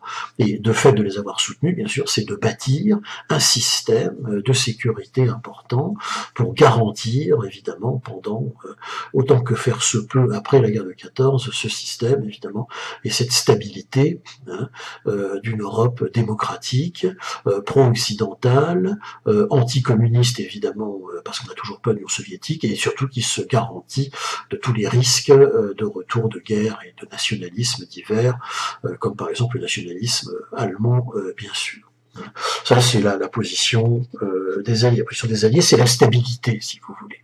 Et puis, pour les problèmes que l'on évoque là, les problèmes de minorité, bah, en principe, si vous voulez, les diplomates, les chancelleries de l'époque, hein, comme on disait, sont certaines que normalement tout ira bien, puisque les traités ont prévu tous les différents problèmes. Hein. Donc, la position des Alliés est assez confiante, hein, si vous voulez, hormis évidemment quelques personnages comme Clémenceau, qui dans le pouvoir assez rapidement commence à s'inquiéter, comme certains généraux, dont le maréchal Foch, qui dira avec ces traités, c'est bien connu, l'expression dans 20 ans nous aurons à nouveau une guerre. Bon, il y a toujours des, comment dire, l'époque actuelle, on est toujours pavé, si je puis dire, des personnages qui sont là pour raconter tout un tas de choses, comment dire, pessimistes, hein, mais nous sommes aussi dans un optimisme à cette époque-là de la reconstruction et du redémarrage. Hein. Quant à l'appréhension de la question dans les pays concernés, hein, ça va être qu'il va falloir gérer le problème. Hein. Alors, dans la Pologne, en Pologne, pour citer un certain nombre d'États successeurs vainqueurs comme successeurs vaincus d'ailleurs, la Pologne, ça va surtout être deux aspects qui vont marquer profondément l'évolution du pays. Il y en a un qui va être une angoisse, comment dire, montante, surtout à partir du moment où, au milieu des années 20, disons, c'est Staline qui va asseoir son pouvoir définitivement dans ce que la jeune URSS en pleine reconstruction. Hein. Ça va être évidemment la peur de la menace cette fois-ci de cet empire communiste inquiétant à l'Est. Ça, c'est une chose importante pour les Polonais, à juste titre d'ailleurs, quand on connaît la suite, et qui va profondément déterminer un durcissement de la démocratie, jeune démocratie polonaise de l'époque. Idem pour les trois petits États baltes, plus au nord, donc Lettonie, Lituanie, Estonie. Pareil, menace immédiate, c'est l'URSS naissante qui va la faire peser. Et puis le deuxième point, notamment dans le cas de la Pologne, c'est le problème de la minorité allemande, évidemment. Problème de minorité allemande, surtout dans les années 30 avec Hitler, et les revendications qui vont, comment dire, ne pas cesser, donc comment dire, de peser sur la Pologne, sur les menaces, donc à la fois menaces à l'est, menaces cette fois-ci aussi au sud avec l'Allemagne et à l'ouest avec l'Allemagne, c'est évidemment l'affaire de la Prusse orientale, qui est coupée en deux. Il y a un morceau, on voit très bien sur les cartes, et vous en aurez des cartes de ce qu'on appelle le corridor de Danzig, et vous verrez à quel point c'est une évidence d'avoir coupé ainsi en deux la Prusse orientale allemande pour créer ce port libre de Danzig, Gdansk donc, en plein milieu, avec évidemment les minorités allemandes qui s'y trouvent. Évidemment, ce sera un facteur de déstabilisation et ça ne va pas arranger les choses. La Tchécoslovaquie, il y a aussi un double problème. La question évidemment de la minorité hongroise en Slovaquie, je n'y reviens pas, et bien sûr la fameuse question des Sudètes, là aussi c'est perspective sur les années 30, puisque certes des mouvements nationalistes donc de ces Sudètes tchécoslovaques va exister, en la personne de son leader Konrad Heinlein, et ce parti nationaliste, dès que les nazis vont arriver au pouvoir en 1933, eh bien ne va avoir de cesse bien sûr que d'être profondément financé et aidé, vous avez bien compris, par Hitler et ses séides, puisque bien sûr l'idée sera de mettre tous les Allemands ensemble dans un même État. Et là, ce sera le cas évidemment des Sudètes. Rien que la question des Sudètes, je pense, si vous avez quelques souvenirs du secondaire en histoire, doit vous parler largement. Je vous rassure, on y reviendra puisque ça va être un facteur des crises, des grandes crises internationales des années 30, la question des minorités, vous l'avez bien compris, elle va servir de levier pour Hitler, pour détruire l'ordre de Versailles. S'il y a une chose qu'il faut peut-être retenir de ce cours, c'est ça. C'est que la question minoritaire, si vous voulez, en tant que telle, n'est pas un problème, bien sûr. Il y a toujours des minorités à l'heure actuelle de part de monde. Mais le problème des minorités, c'est ça, l'unique problème des minorités. C'est qu'on va les manipuler, ces pauvres minorités, pour, comment dire, les pires projets de guerre par des dirigeants vraiment plus que discutables comme Hitler. C'est une évidence. Et puis il y a le cas évidemment hongrois que l'on va aborder en détail maintenant dans une troisième partie. Ce cas hongrois bien sûr, où la Hongrie de Horthy est donc profondément strié de ces mouvements nationalistes, révisionnistes, évidemment, qui demandent la révision des traités. C'est encore, à l'heure actuelle, hein, au moment où je vous parle, dans la République hongroise actuelle, hein, dirigée par Viktor Orban, hein, qui pourtant fut un des premiers, des plus jeunes dirigeants post-communistes des années 90. Viktor Orban, vous le savez, est au pouvoir à l'heure actuelle, donc autour d'une coalition populiste, et cette thématique du traité de Trianon et de la réduction du territoire de la Hongrie fait toujours partie des arguments politiques, hein, développés en Hongrie. Alors non pas par la majorité, comment dire, de la population, mais la frange, comment dire, populiste, nationaliste, continue d'utiliser cet argument. Tous les ans, le 4 juin, anniversaire du traité de Trianon, hein, il y a des manifestations à Budapest, devant l'ambassade de France, évidemment organisées par des partis extrémistes, je suis d'accord, mais ça existe. Ici, en France, à part vous, peut-être, qui avez cours avec moi, ou d'autres qui se passionnent pour l'histoire de l'Europe centrale, je vous garantis, on fait un petit test dans la rue, je demande aux gens à quoi correspond pour eux le 4 juin 1920, je suis sûr de ne même pas avoir une réponse sur 10. Hein. Voilà, bon, c'est comme ça, c'est aussi pour ça qu'on fait des cours d'histoire, j'espère. Voilà. Et puis donc appréhension toujours dans les États, c'est le cas évidemment des problèmes de minorité évidemment en Roumanie, où là ils sont traités d'une façon inverse, où là la Roumanie pro-occidentale évidemment garantit qu'il n'y ait pas de problème, mais on le sait, cela va quand même être quand même un facteur difficile de la stabilisation de la grande Roumanie du début des années 20, que d'absorber, si vous voulez, quand même par exemple 1,7 million de Hongrois de minorité sur son territoire. Voilà un chiffre, et des chiffres je vais vous en donner dans un instant quand on va aborder la troisième partie de ce cours. Alors, troisième partie, donc, le cas de la Hongrie, un cas typique, j'ai indiqué, c'est vraiment le cas typique des problèmes de minorité. Parce que le problème de minorité, on l'a bien compris, ça ne va pas être que ce qui va se passer dans les années 30, avec les Sudètes, avec le corridor de Danzig, etc., hein, voire avec évidemment l'Anschluss de 1938. Non, il n'y a pas que ça, il y a aussi les problèmes qui ont lieu tout de suite. Et le plus grand, le plus important de ces problèmes, eh bien, c'est le cas, évidemment, de la Hongrie. Alors, sur ce sujet, on a un focus tout de suite sur la Transylvanie. Qu'est-ce que c'est que la Transylvanie? C'est une région alpestre, si vous voulez, qui était située à l'est de la Hongrie actuelle. Hein. Et cette région a été rattachée, alors elle n'a pas toujours été hongroise, hein, c'est ça qu'il faut aussi retenir quand même. Je ne prendrai évidemment pas parti d'un côté ou de l'autre, c'est pas du tout mon rôle en tant qu'historien, hein, bien sûr, mais c'est de rappeler les faits. Hein. Elle est hongroise, rattachée au royaume de Hongrie à partir du XIe siècle seulement, hein, la Transylvanie.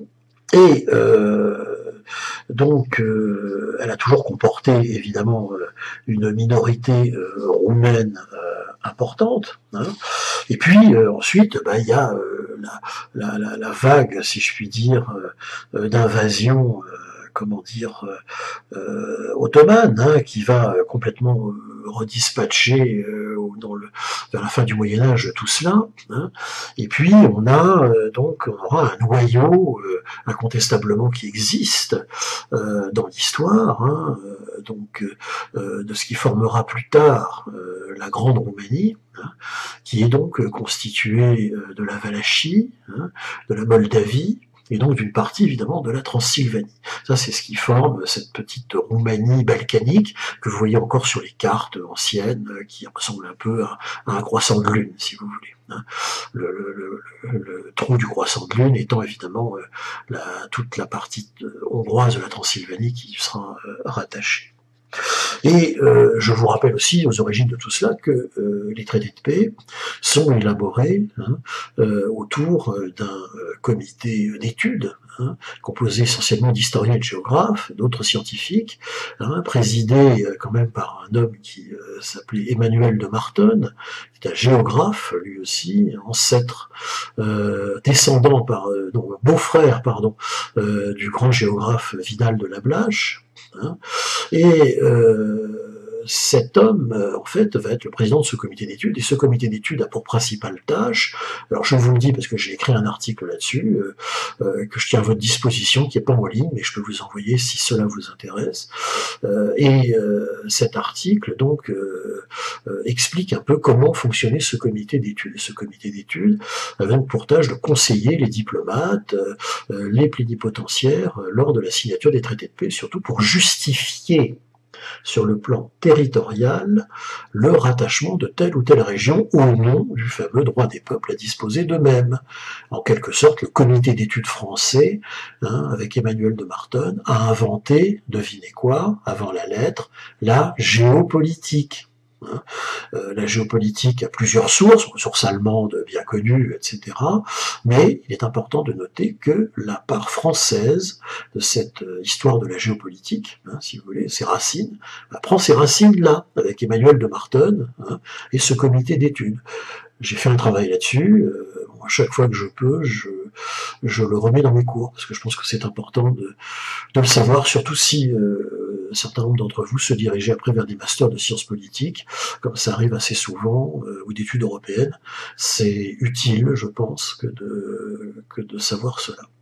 Et donc ce fameux comité d'études va produire un certain nombre d'études extrêmement précises, expliquant en fait que la Transylvanie a une histoire qui est plus roumaine que hongroise, et on va suivre évidemment les conclusions de ce comité d'études, et le 4 juin 1920, donc cette région va donc être attribuée à la Roumanie, ce qu'on appellera la Grande Roumanie.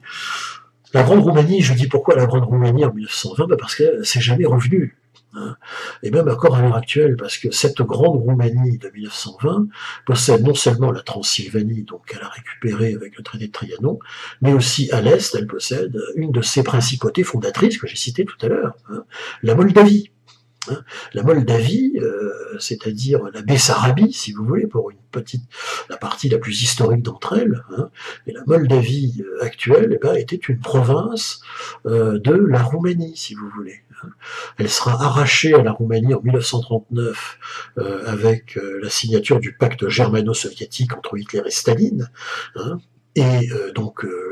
Staline, vous le savez, en 1939 envahit une partie de la Pologne. Et de l'autre côté, Staline récupère la Moldavie, qui avait été prévue dans ce pacte, que Hitler laissait la Moldavie à Staline. Et donc la Moldavie est devenue une république socialiste soviétique, ancrée, rattachée à l'Empire soviétique. Staline y a même installé une petite région autonome russe, exprès, bien sûr, qui s'appelle la Transnistrie, parce que c'est une méthode éternelle de l'Union soviétique, et là je fais un aparté, mais c'est important de le savoir, que d'installer des régions autonomes dans les différents États qui ont été annexés. Par exemple, l'Azerbaïdjan, qui a été une province, là je parle de l'Asie centrale, qui fut une province avant de devenir indépendante de l'Empire tsariste et de l'Empire soviétique, et bien dans l'Azerbaïdjan, on lui a mis une enclave arménienne, parce qu'il y avait une minorité arménienne.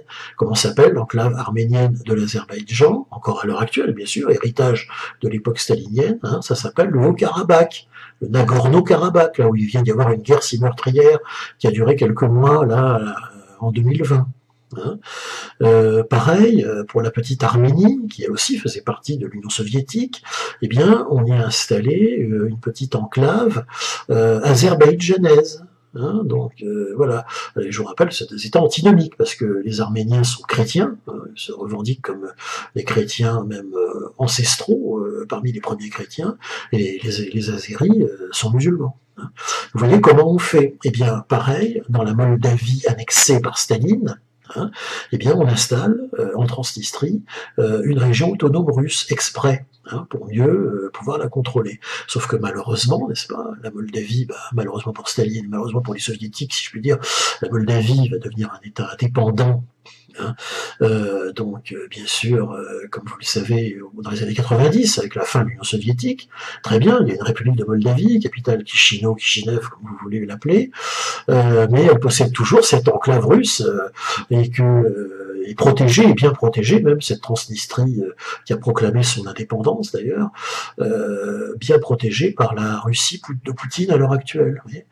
Et c'est ce qui empêche, tout simplement, hein, vous voyez les conséquences des problèmes de minorité, vous les voyez là. Hein. C'est ce qui empêche tout simplement la Moldavie actuelle de pouvoir réintégrer, bien sûr, la Roumanie, pays membre de l'Union européenne. Et vous imaginez bien que les Moldaves, qui est un État misérable, vous imaginez sur le plan économique, donc une seule envie, c'est d'intégrer la Roumanie.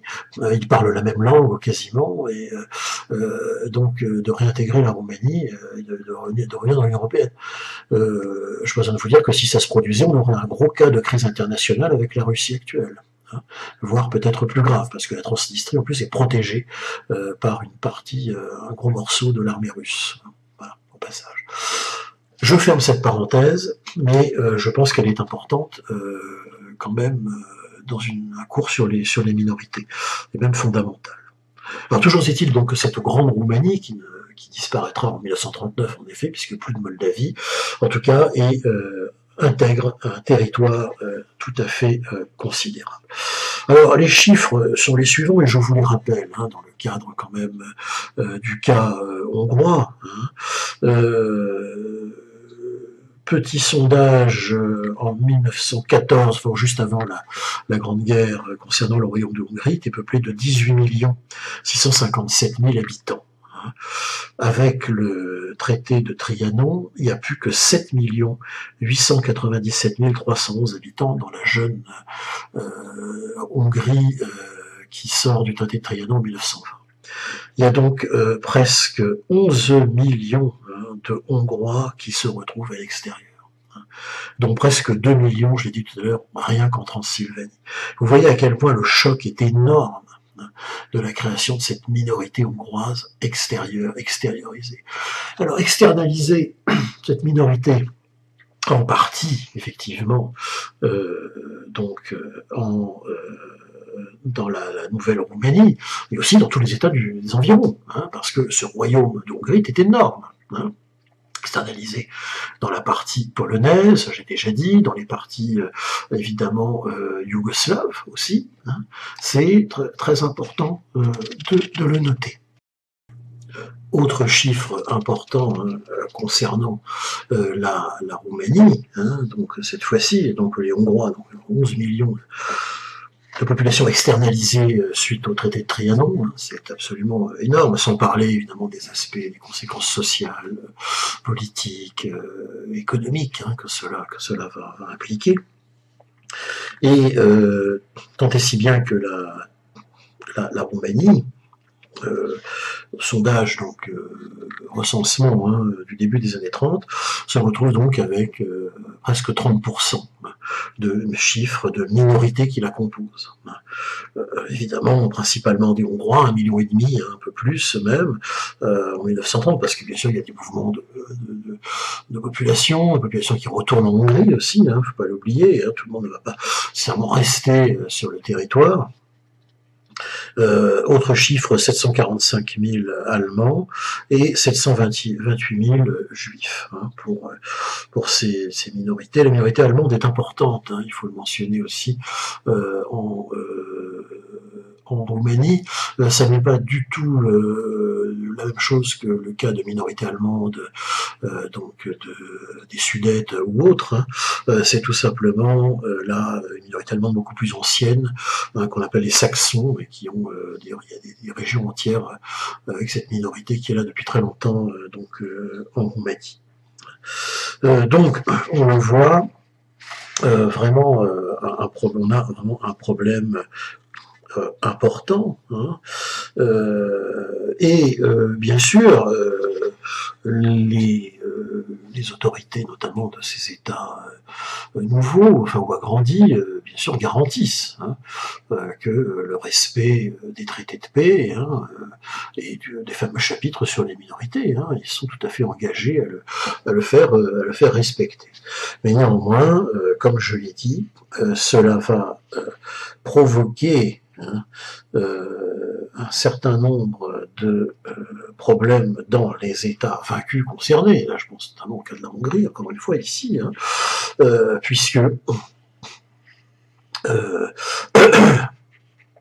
le mouvement révisionniste dont je vous ai parlé tout à l'heure ne va avoir de cesse que de se développer. Alors dans les années 20, ce sera encore géré, il y aura aussi dans les années 20 quelques tentatives de coup d'État des Habsbourg pour revenir, notamment Charles, pour revenir en tant que roi en Hongrie, bon, qui échoueront, mais surtout, il faut aussi bien le noter, c'est ce qui va surtout provoquer à l'intérieur même de la Hongrie, mais aussi d'autres, le cas de la Bulgarie est aussi exemplaire à ce niveau-là, c'est ce qui va provoquer aussi le rapprochement de ces États où les problèmes de minorité n'ont pas pu être bien, si je puis dire, réglés ou traités, évidemment de la sphère d'influence que va développer Hitler à partir de 1933. En 1933, c'est indicible.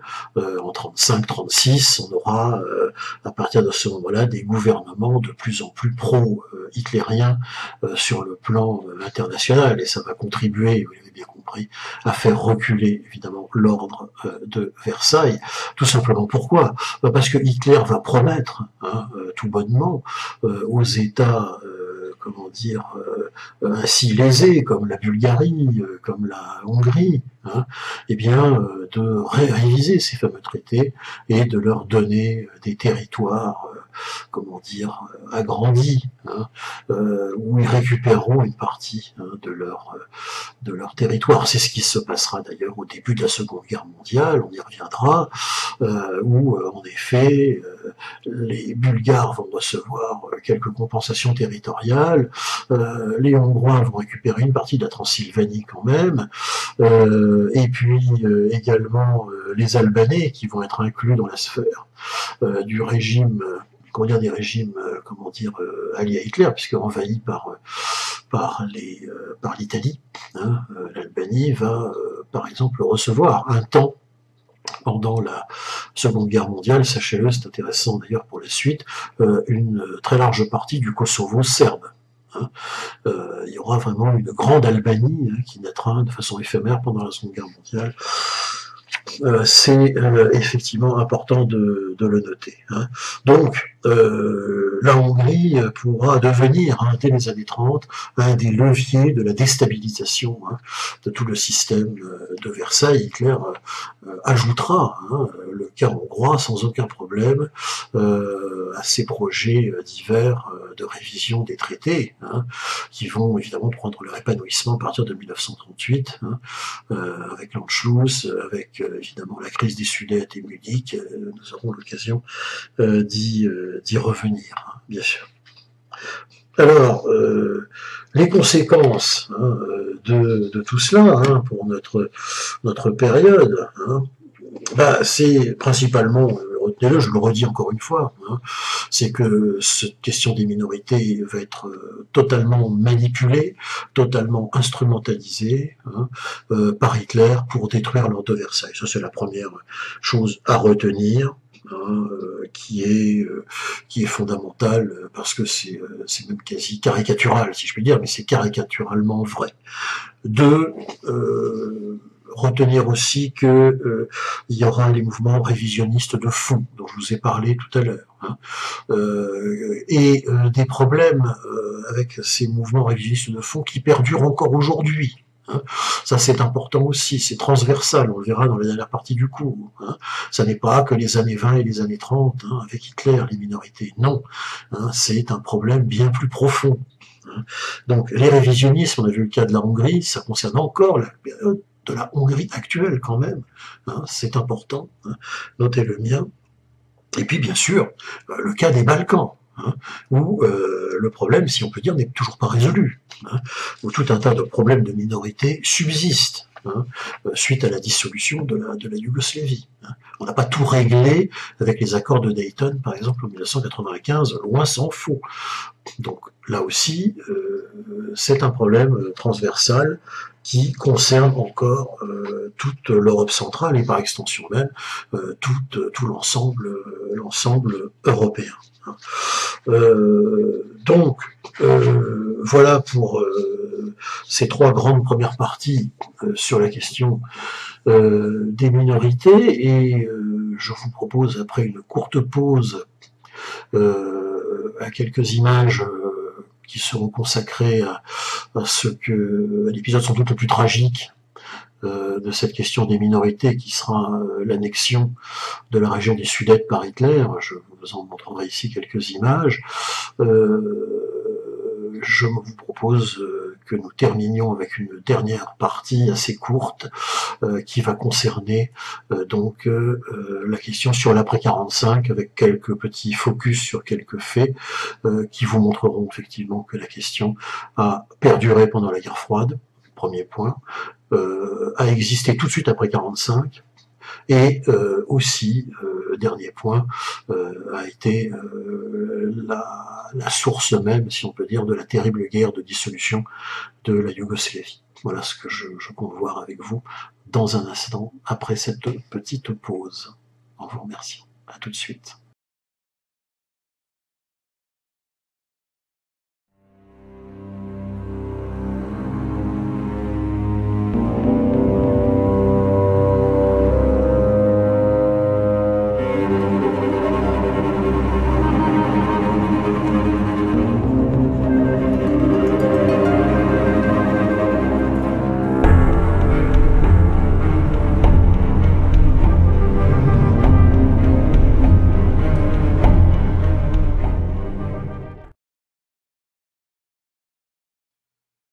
Quatrième et dernière partie du cours, un aperçu donc sur l'après 1945 pour cette question des minorités.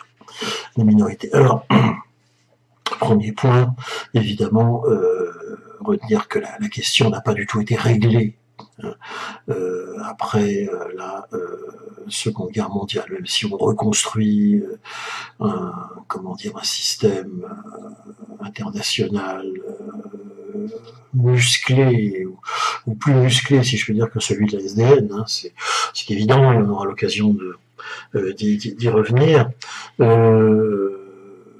Tragique aspect, on va voir quelques points.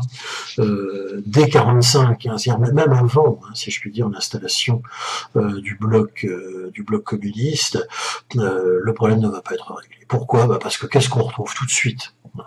Tout de suite, dans la Tchécoslovaquie renaissante, libérée que l'épouvantable, protectorat nazi de Bohême-Moravie, l'horrible régime pro-nazi de Monseigneur Tissot en Slovaquie, tous ces horribles fantômes ayant disparu, une Tchécoslovaquie renée, avec Édouard Beneš, qui en était le président avant la guerre et après la guerre aussi, président d'un gouvernement provisoire. Le pauvre Beneš ne sait pas encore que son pays va basculer dans le communisme dans quelques années après, mais le problème qui revient tout de suite, c'est celui, évidemment, la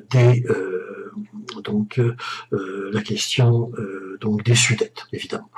Tout de suite, bien sûr, parce que qu'est-ce qui s'est passé en 1938-39 ? Vous le savez bien, hein, les Sudètes ont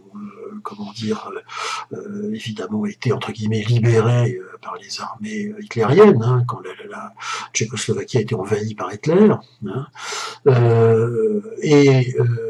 bien sûr, la première chose qu'on va faire après 45, c'est chasser ces Sudètes, parce qu'on peut considérer que ce sont des nazis, évidemment, des collaborateurs nazis, et donc les Tchèques, slaves tchèques, si on peut dire, vont libérer entre guillemets la région des Sudètes de ces minorités allemandes, et les Sudètes vont devoir, comme les Tchèques avaient dû faire leur valise de cette région-là en 1938, eh bien, réponse du berger à la bergère, les Sudètes allemands vont devoir donc partir vers l'Allemagne, qui est donc déjà divisée de toute façon de facto entre la partie communiste et la partie sous contrôle des alliés occidentaux, et quitter donc cette fameuse région du Sudète. Donc c'est une sorte de purification ethnique, dirions-nous avant la lettre aujourd'hui, de devoir partir.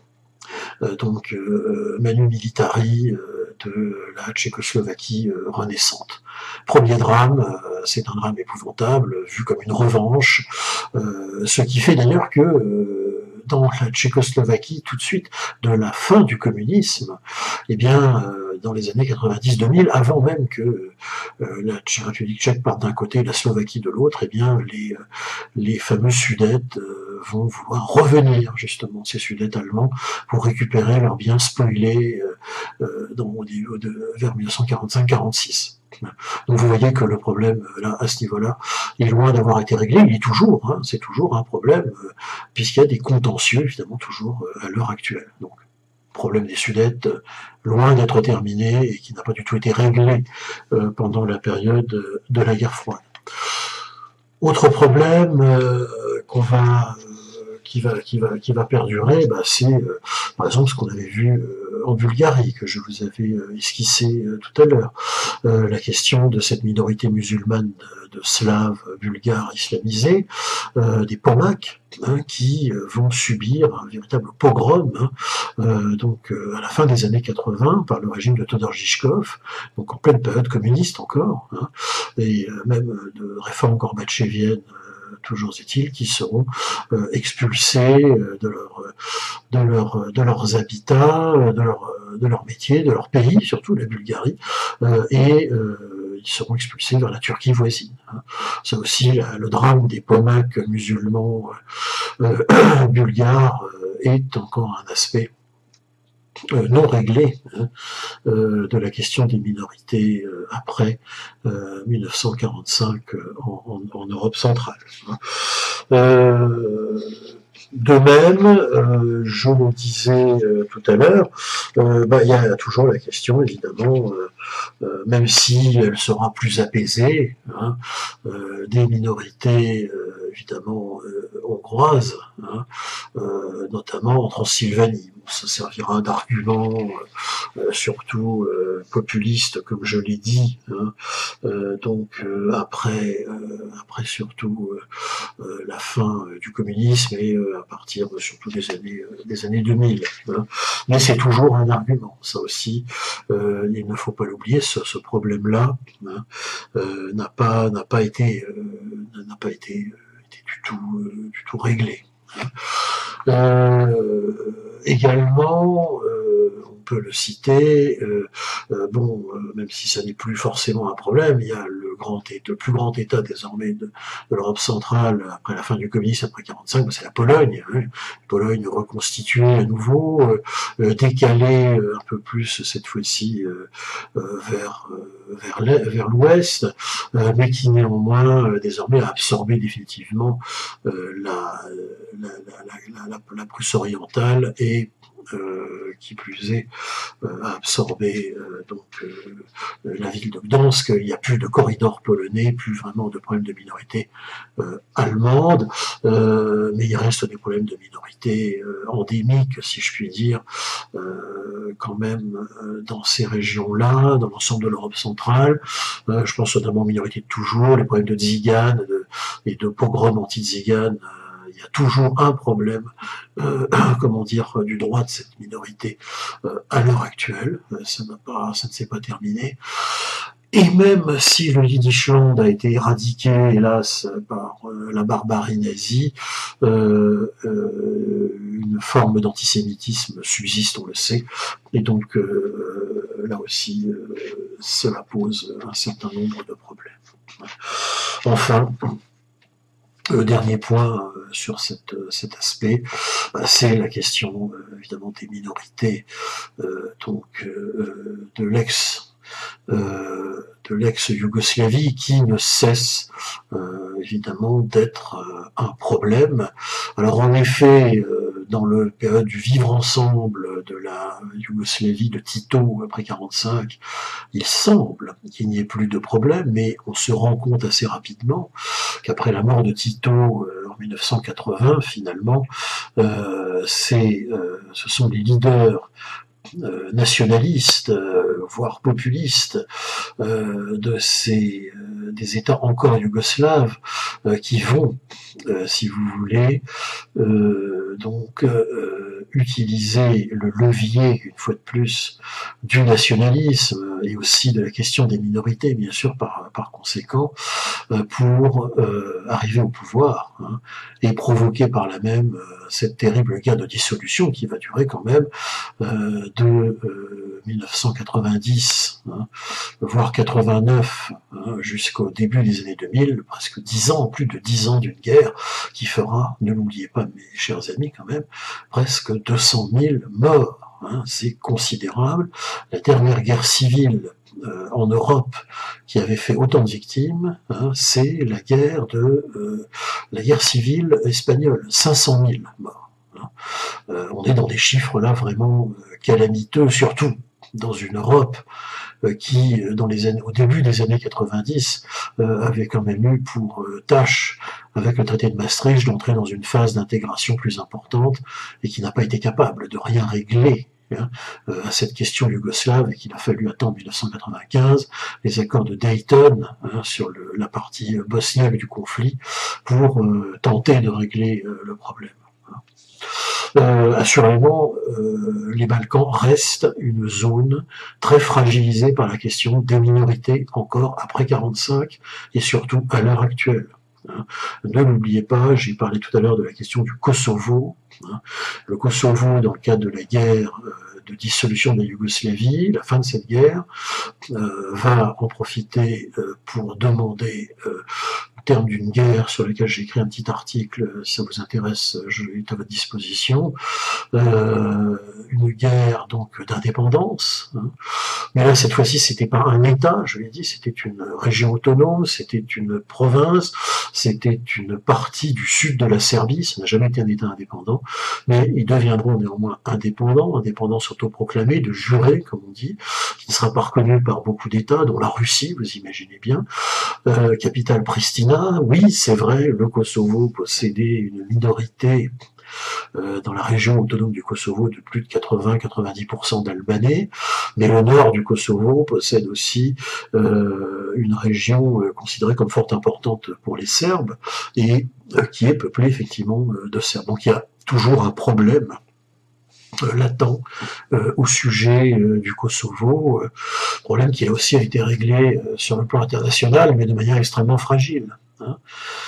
Et enfin, il y a la question des problèmes de la Macédoine, dont je vous ai parlé, là aussi, rien n'est très stable, et un facteur aggravant, si on peut dire, dans la région, c'est que au milieu de tous ces petits États slaves, dont deux quand même sont maintenant dans l'Union européenne, hein, la Croatie et la Slovénie, eh bien, au milieu de tous ces petits États slaves, l'État le plus jeune et avec la natalité la plus forte, hein, c'est l'Albanie, hein, un État qui est, je vous le rappelle, la majorité musulmane, hein, et qui donc génère des présences de minorités albanaises absolument partout dans l'ex-Yougoslavie. Et notamment, je vous l'ai dit, en Macédoine, évidemment, dans d'autres parties, Croatie, Bosnie-Herzégovine, bien sûr, il y a des minorités albanaises partout qui peuvent très bien s'agiter. À l'heure actuelle, l'Albanie est dirigée par l'ancien maire de Tirana, Edi Rama, depuis un certain temps, le personnage de centre-gauche, qui a une politique pro-européenne, donc il n'y a pas de nationalisme, si je puis dire, belliqueux au pouvoir à Tirana. Si ça changeait, ça poserait un très gros problème. Ne jamais oublier, hein, que l'ultime problème, hein, si je puis dire, pour conclure cette dernière partie, l'ultime emblème, symbole, hein, de la question et du problème des minorités en Europe centrale et dans les Balkans, c'est la question yougoslave. La question de l'ex-Yougoslavie, ça reste aujourd'hui un problème et une zone de tension. Il ne faut pas l'oublier, ça n'est pas du tout une question qui a été résolue. Le moindre étincelle, le moindre problème pourrait dans cette zone, à cause justement du problème des minorités et de son instrumentalisation, refaire partir peut-être un conflit. On a bien des problèmes en ce moment en Europe et dans le monde. Je pense que nous n'en avons pas besoin du tout. Et que la solution, bien sûr, c'est l'intégration européenne, la fin, disons, de ce processus d'intégration européenne concernant l'Europe centrale et les Balkans. Il est actuellement à l'arrêt, il n'y a pas d'autre terme. On ne peut que formuler un espoir qu'il puisse, à ce sujet-là, reprendre. Donc, ce cours est à présent terminé. J'espère que vous avez bien aimé cette édition sur les minorités. La prochaine séance sera consacrée à l'Europe centrale dans l'entre-deux-guerres, une première partie en tout cas. Vous verrez à quel point tous les paramètres que nous avons vus ensemble dans ces 3 premiers cours vont entrer, si je puis dire, dans une phase active de l'histoire de la région pendant les années 20 et une partie des années 30 que l'on verra la prochaine fois. Voilà, vous pouvez donc liker cette vidéo si elle vous a plu et bien sûr vous abonner à cette chaîne où vous avez pu, si vous l'avez exploré, découvrir qu'il y a un certain nombre de topos historiques qui sont d'ailleurs susceptibles de vous intéresser dans le cadre de ce cours. Je vous remercie, portez-vous bien jusqu'à la prochaine fois et je vous dis à bientôt. Merci, au revoir.